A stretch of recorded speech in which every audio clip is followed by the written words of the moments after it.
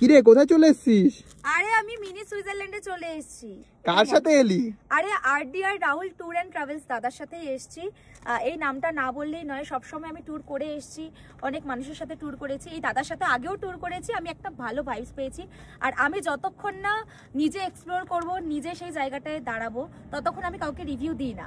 এবার ইভেন আমার ভালো লেগেছে, আমার ভালো লাগছে, তাই তোমাদের সাথে শেয়ার করেছি। এবং তোমরা অনেকেই হয়তো রাহুলদার সাথে গেছো, তো প্লিজ একটু কমেন্ট করে দিও। আর কম বাজেটে না, কম বাজেটে যদি লাক্সারি ঘুরতে যাও তাহলে কিন্তু রাহুল ট্যুর এন্ড ট্রাভেলস এ আর কি চাই?